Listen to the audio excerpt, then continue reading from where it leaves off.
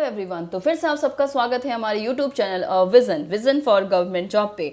तो चलिए आज का हम अपना करंट अफेयर सेशन स्टार्ट करते हैं जो कि बेस्ड है 30 मई 2020 पे। तो सबसे पहला क्वेश्चन हम देख लेते हैं। यहाँ पे है question number 1। Name the Indian institutions which has recently developed a lightweight magnesium alloy to replace steel and aluminum used in automobile। आपसे ये पूछा जा रहा है कि कौन सा ऐसा इंडियन इंस्टीट्यूशन है जिसने रिसेंटली अभी डेवलप किया है लाइट वेट का मैग्नीशियम अलॉय जो कि रिप्लेस करेगा स्टील और एल्यूमिनियम को जिसको हम लोग यूज करते हैं इन ऑटोमोबाइल में। तो यहाँ पे आपका करेक्ट ऑप्शन हो जाता है ऑप्शन नंबर ए, IIT मद्रास। तो यहाँ पे याद रखिएगा जो इंडियन इंस्टीट्यूट ऑफ टेक्नोलॉजी है मद्रास की, वो university of north taxa and USA army research के संग मिलकर डेवलप कर रही है एक मैग्नीशियम अलॉय जो कि रिप्लेस करेगा स्टील और एल्यूमिनियम का जो भी हम लोग यूज़ करते हैं ऑटोमोबाइल में, और जिससे हमारा जो फ्यूल एफिशिएंटी है वो बहुत ज़्यादा बढ़ जाएगा। साथ ही साथ यहाँ पे अब आपसे एक साइंस का भी क्वेश्चन आ सकता है कि मैग्नीशियम अलॉय में क्या क्या कंटेन होता है। तो यहाँ याद रखिएगा GD, Y, ZR ये तीनों एलिमेंट होते हैं जो इसके अंदर होते हैं। पूछ सकता है कि विच of the following is not present, तो चौथा ऑप्शन कुछ भी दे देगा, तो याद रखिएगा। तो यहाँ पे ये सारे इन्फॉर्मेशन आपके बहुत इंपॉर्टेंट है आपके एग्जाम के पर्सपेक्टिव से। साथ ही देख लेते हैं about IIT Madras. IIT Madras के डायरेक्टर कौन है? मिस्टर भास्कर, और इनॉग्रेटेड कब हुआ था? 1959 में। तो चलिए अपने नेक्स्ट क्वेश्चन पे चलते हैं जो कि हमारा क्वेश्चन नंबर 2 है। Karnataka State Mango Department and Marketing Corporation has tied up with which company to enable farmers sell their mango product online। यहाँ पे पूछ रहा है कर्नाटका की जो राज्य सरकार है मैंगो डिपार्टमेंट मार्केटिंग कॉर्पोरेशन ने टाई अप किया है किस कंपनी के संग, ताकि जो फार्मर है उनके लिए मैंगो वो प्रोड्यूस करे और ऑनलाइन बेच सके। तो यहाँ पे करेक्ट ऑप्शन होता है ऑप्शन नंबर ए, फ्लिपकार्ट।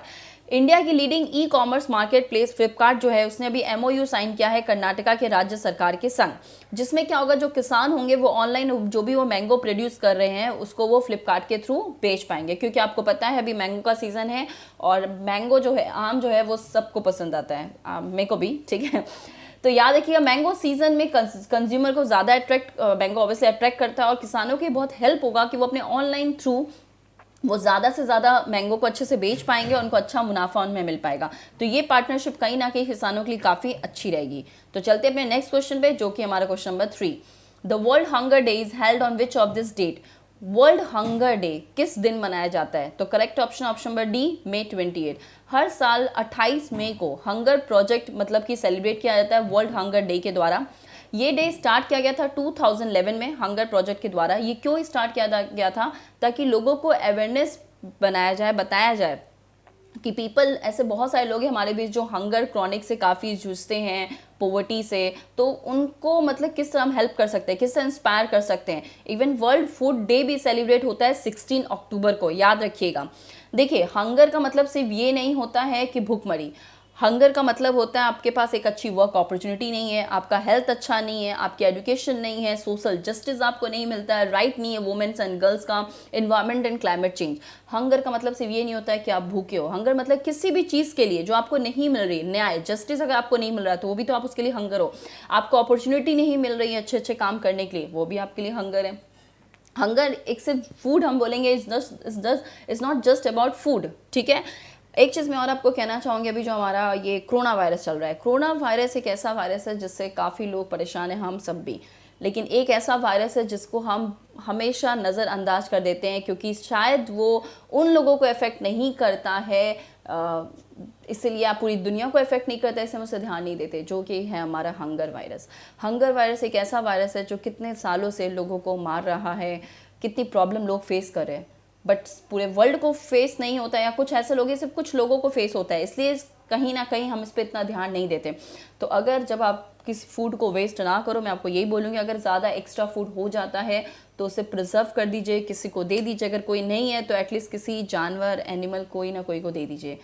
क्योंकि हमारे पास बहुत सारे चॉइसेस है खाने का, लेकिन कुछ ऐसे लोग हैं जिनके पास 2 टाइम का उनके पास रोटी भी नहीं है खाने को, तो एटलीस्ट हेल्प देम, ठीक है। चलो हम अपने नेक्स्ट क्वेश्चन पे चलते हैं जो कि हमारा क्वेश्चन नंबर 4 है। International day of United nation peace maker is observe annually on. International day of United nation peace maker observe किया जाता है कब? तो हमारा करेक्ट ऑप्शन है ऑप्शन नंबर ए, 29 में।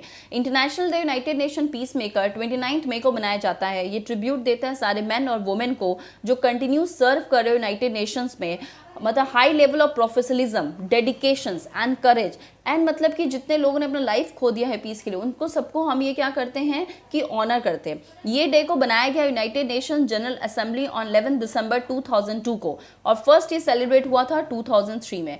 इस बार 2020 का थीम क्या था? वुमेन इन पीस मेकिंग, अ की टू पीस। ठीक है, तो याद रखिएगा, ये काफ़ी इंपॉर्टेंट चीज़ है जो भी मैं आपको बता रही हूँ। अबाउट यूनाइटेड नेशन के बाद में याद रखिएगा कि इसका हेडक्वार्टर न्यूयॉर्क यूएसए है और इसके सेक्रेटरी जनरल का नाम है मिस्टर एंटोनियो। तो चलिए नेक्स्ट क्वेश्चन पे चलते हैं, जो कि हमारा क्वेश्चन नंबर 5 है। When is the World Digestive Health Day observed? World Digestive Health Day observe कब किया जाता है? तो करेक्ट ऑप्शन नंबर सी 29 मई। हर साल वर्ल्ड डाइजेस्टिव डे हम लोग ऑब्जर्व करते हैं 29 मई को। इस बार इसका थीम था ग्लोबल पर्सपेक्टिव। इसको ऑर्गेनाइज किया जाता है WGO के द्वारा। WGO क्या है? वर्ल्ड गैस्ट्रोएंट्रोलॉजी ऑर्गेनाइजेशन, जो कोलैबोरेशंस करता है WGO फाउंडेशन के संग। हर डे ये फोकस किया जाता है पर्टिकुलर डाइजेस्टिव डिजीज पे, पीपल को अवेयर किया जाता है, इनको प्रिवेंट किया जाता है किस तरह ट्रीटमेंट का। जैसे मान लीजिए अभी हम लोग काफ़ी 2 मंथ से हम घर में हैं, तो अब हम कर भी क्या रहे हैं, हम लोग खा रहे हैं, पी रहे, सो रहे हैं। लेकिन कभी कभी आई थिंक आपका भी ये मन करता है कि आज आपको भूख नहीं लग रही, क्योंकि देखिए एक डाइजेस्टिव सिस्टम है। इसके पहले हम लोग काम करते थे तो हम खाते भी थे तो इतनी प्रॉब्लम नहीं होती थी, लेकिन अभी हमारा जो वर्क एक्टिविटी है वो पहले के मुकाबले बहुत कम हो गया है। अब भाई हमारे लाइफ में बहुत रेस्ट है, हम रेस्ट है, ज़्यादा हम काम नहीं कर रहे। तुम जब ज़्यादा आप काम नहीं करो लेकिन खा आप उतना ही रहे हो, तो कहीं ना कहीं आपके डाइजेस्टिव सिस्टम को तो प्रॉब्लम हो रहा है ना। तो प्लीज़ अपने डाइजेस्टिव सिस्टम का ध्यान रखिए, ज़्यादा मत खाइए, उतना ही खाइए जितना ज़रूरत हो। तो चलिए अपने नेक्स्ट क्वेश्चन पे चलते हैं, जो कि हमारा क्वेश्चन नंबर 6 है। Who among this has been appointed as the new president of the New Development Bank to succeed KV Kamat? किसको अभी न्यू प्रेसिडेंट बनाया गया न्यू डेवलपमेंट बैंक का? तो आपका करेक्ट ऑप्शन होता है ऑप्शन नंबर ए, मार्कोस प्राडो। देखिए मार्कोस प्राडो ने रिप्लेस किया है केवी कामत को और न्यू डेवलपमेंट बैंक के वो प्रेसिडेंट बने हैं।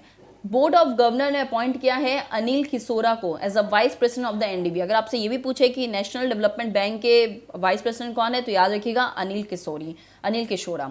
एनडीबी में जान लेते हैं कि इसका जो आइडिया था एनडीबी को सेटअप करने का, वो 4th ब्रिक्स समिट में रखा गया था 2012, जो कि दिल्ली में हुआ था, और इसका प्रपोज रखा था भारत ने। ठीक है, ब्रिक्स का फुल फॉर्म आप लोग मुझे कमेंट सेक्शन में बताइएगा। ब्रिक्स का वैसे बहुत ईजी, आप बोलोगे मैम ये क्या पूछ रही हैं, पर फिर भी बच्चा पार्टी पूछना ज़रूरी है, क्योंकि बहुत ऐसे लोग होते हैं जिनको पता ही नहीं है। तो ब्रिक्स का फुल फॉर्म मुझे ज़रूर बताइएगा। ठीक है, चलिए नेक्स्ट क्वेश्चन पे चलते हैं, जो कि हमारा क्वेश्चन नंबर 7 है। How much amount of loan has been approved by the Asian Development Bank to upgrade 450 kilometres of state highway and major district road in the state of Maharashtra? कितना amount of loan Asian Development Bank upgrade कर रहे हैं 450 kilometre state highway और major district road बनाने के लिए in the state of Maharashtra में? तो आपका करेक्ट ऑप्शन है option number C, USD 177 million. याद रखिए Asian Development bank government of India के संग मिलकर उन्होंने एक साइन किया है जिसमें $177 मिलियन का लोन वो देंगे, ताकि 450 किलोमीटर का एक स्टेट हाईवे बन सके, मेजर डिस्ट्रिक्ट रोड, जो महाराष्ट्र की जो मेजर डिस्ट्रिक्ट है वहाँ पे रोड बनाया जा सके। ये इसलिए किया जा रहा है ताकि कनेक्टिविटी बने नेशनल हाईवे में, इंटर स्टेट हो, स्टेट के अंदर लोग एक स्टेट से दूसरे स्टेट में आराम से काम कर सकें, स्टेट के अंदर महाराष्ट्र के अंदर वो एक जगह से दूसरे डिस्ट्रिक्ट में जाने के लिए उनके पास कनेक्टिविटी हो, साधन हो। तो ये सारे चीज़ का जिससे क्या होगा, डेवलपमेंट होगा, लाइवलीहुड अपॉर्चुनिटी मिलेगी, लोगों का आना जाना, वर्क एम्प्लॉयमेंट सब ज़्यादा अच्छे से होगा। अच्छा ये भी याद रखिए कि एडीबी के बारे में थोड़ा देख लीजिए। ये एक रीजनल डेवलपमेंट बैंक है, इसको स्टैब्लिश किया गया था 19 दिसंबर 1966 में। इसका हेडक्वार्टर मनीला फिलीपींस में है। 67 member from Asia Pacific region से हैं और ये बैंक का जो मॉडल है वो वर्ल्ड बैंक के हिसाब से ही है। याद रखिए जापान सबसे लार्जेस्ट शेयर होल्ड करता है एडीबी का। और अगर आपसे पूछे कि भारत मतलब 6 sector in India way can ADB present, Bharat में 6 ऐसे सेक्टर जहाँ पे एडीबी काफ़ी ध्यान देता है, जैसे transport, energy, water and urban service, finance and public sector management, agriculture and natural resources and the last human development. ये आज के ज़्यादातर क्वेश्चंस आपके बैंकिंग के लिए इंपॉर्टेंट है। अगर आप देखोगे तो मैंने जो भी आपके लिए क्वेश्चंस लाया है, क्योंकि एसबीआई पीओ का एग्जाम है आई होप आप लोग प्रीलिम्स क्लियर होगा और मेंस में जाओगे, बिल्कुल जाओगे बच्चा लोग। तो ये सारे चीज़ आपके लिए जानना जरूरी, क्योंकि छोटी छोटी चीज़ होती है जिसको हम अंदर अंदाज कर देते हैं। हम कहते हैं भैया हम तो कॉन्फिडेंस, हमें पता है एडीबी के बारे में, पर 6 सेक्टर के बारे में आई डोंट नो कि मैक्सिमम लोगों को पता होगा। तो प्लीज़ आप इस नोट्स को पढ़िए अच्छे से। चलिए अपने नेक्स्ट क्वेश्चन पर चलते हैं, जो कि क्वेश्चन नंबर 8 है। The AI Virtual Assistant PAI has been launched by which of these organizations? AI Virtual Assistant SPI को लॉन्च किया गया था किस ऑर्गेनाइजेशन के द्वारा? तो करेक्ट ऑप्शन है option number B, National Payment Corporation of India. National Payment Corporation of India ने लॉन्च किया एक आर्टिफिशियल इंटेलिजेंसी बेस्ड चैटबोट जिसमें आप चैट कर सकते हो, हाँ जिसको आप पाई बोलते हो। इसने अवेयरनेस क्रिएट कर सकते हैं, प्रोडक्ट लाइक फास्टैग, रुपए, ये सब जो होते हैं इन सारे प्रोडक्ट के बारे में वो अवेयरनेस आपको पता चले कैसे आप यूज़ कर सकते हो। जैसे national Payment Corporation of India एक अम्ब्रेला ऑर्गेनाइजेशन है जो 2008 में इनकॉर्पोरेटेड हुआ था, पेमेंट और सेटलमेंट सिस्टम को लाया था भारत में। इवन रुपए कार्ड भी जो आप यूज़ करते हो उसको भी National Payment Corporation of India ही लेके आया है, ठीक है। चलो नेक्स्ट क्वेश्चन में चलते हैं, जो भी हमारा क्वेश्चन नंबर 9 है। Who has been appointed as the new CMD of Oriental Insurance Company by the Bank Board Bureau. किसको अपॉइंटेड किया गया CMD of the Oriental Insurance Company by the Bank Board Bureau के से? तो आपका यहाँ पे देख लीजिए करेक्ट ऑप्शन होता है option number B, SN Rajeshwari, ठीक है। चलिए तो यहाँ पे देख लेते हैं, जो बैंक बोर्ड ब्यूरो का भी याद रखिए कि कभी कभी पूछ लेता है सेकंड B स्टैंड्स फॉर, तो बैंक बोर्ड ब्यूरो का फुल फॉर्म पता होना चाहिए। इसमें इन्होंने सेलेक्टेड किया SN राजेश्वरी को कि ये नई चेयरमैन और MD बनेंगे। Delhi based oriental Insurance company है। और याद रखिएगा इनका ऑनलाइन वीडियो इंटरव्यू प्रोसेस हुआ था क्योंकि लॉकडाउन के कारण, और ये क्वालिफाइड चार्टर्ड अकाउंटेंट है और करंटली ये तो सीनियर पोस्ट में है ही जीएम पब्लिक सेक्टर जनरल में। OIC का हेडक्वार्टर याद रखिए न्यू दिल्ली में और उसको फाउंड किया गया था 12 सितंबर 1947। बैंक बोर्ड ब्यूरो के बारे में कुछ इन्फॉर्मेशन दिया हुआ है, उसको जरूर पढ़िएगा। चलिए हम अपने नेक्स्ट क्वेश्चन पे चलते हैं, जो कि हमारा क्वेश्चन नंबर 10 है। Government has recently renamed the Central Institute of Plastic Engineering and Technology, what is the new name? Government ने रिसेंटली रीनेम किया है Central Institute of Plastic Engineering Technology, उसका नया नाम क्या है? तो correct option number C, Central Institute of Petrochemical Energy and Technology. याद रखिए 28 मई 2020 को Central Institute of Plastic Engineering, जिनका नेम चेंज कर दिया गया है, Central Institute of petrol chemical engineering technology बोला गया है। बाकी इसमें ऐसा कोई इंपॉर्टेंट नहीं है जो आपको पढ़ना है, हाँ जस्ट एक बार रीड कर लीजिए, ऐसे इंपॉर्टेंट क्वेश्चन में से नहीं आएंगे। हाँ CIPT के बारे में पढ़ लीजिएगा, इसका डायरेक्टर कौन है, उसका हेडक्वार्टर कौन है। तो इसी तरह आज का हमारा 10 क्वेश्चन खत्म होता है। बढ़ते हैं हमारे होमवर्क में कि आज के लिए आपका क्या होमवर्क है। तो देखिए आज का जो होमवर्क है वो भी बैंक पे ही डिपेंड करता है। तो सबसे पहला क्वेश्चन साहब आपने देखिए होमवर्क में क्या है। Question number 1, which of the below facility can not be provided by payment bank. इसमें से कौन सा ऐसा फैसिलिटीज है जो कि पेमेंट बैंक आपको प्रोवाइड नहीं करता। क्वेश्चन नंबर 2, आपका बैंक आपके द्वार इज अ टैगलाइन। आपका बैंक आपका द्वार, ये किस बैंक का टैगलाइन है। Number 3, New Delhi is the headquarter of which of the below payment bank. New Delhi headquarter किस पेमेंट बैंक का है, बताना आपको। Question number 4, the RBI will consider grant full licence for payment bank under which section of the banking regulation act 1949। RBI ने consider किया है, grant किया पूरा का पूरा full licence for payment bank लिए किस सेक्शन में, बैंकिंग रेगुलेशन 1949 में, ये आपको बताना है। And the last question, where is the headquarter of Paytm payment bank limited. Paytm payment bank limited का हेडक्वार्टर कहाँ है। बहुत ईजी क्वेश्चन है, ऑफलाइन क्लासेस में भी मैंने बताया है आपको, क्योंकि मैं जब पेमेंट बैंक पढ़ाई हूँ, स्मॉल फाइनेंस बैंक पढ़ाई हूँ, मैंने आपको हेडक्वार्टर काफ़ी अच्छे से लिखा है। तो आप इसका आंसर सही से दीजिएगा। तो चलते हैं प्रीवियस होमवर्क देख लेते हैं। प्रीवियस होमवर्क में पूछा गया था इन सबका फुल फॉर्म, तो यहाँ पे देखिए करेक्ट आंसर नंबर 1 का होता है 3 सिलेक्टिव है, जिसका पूरा फुल फॉर्म है selective credit control. Second question है कि APC का फुल फॉर्म है administered pricing mechanism. Third AMFL का association of mutual fund in India. The fourth one BSR basic statistical return. Fifth CMIS currency management information. तो आज का मेरा 10 current affairs हमारा खत्म हो चुका है। होमवर्क भी मैं आपको दे चुकी हूँ और प्रीवियस होमवर्क भी डिस्कस कर चुकी हूँ।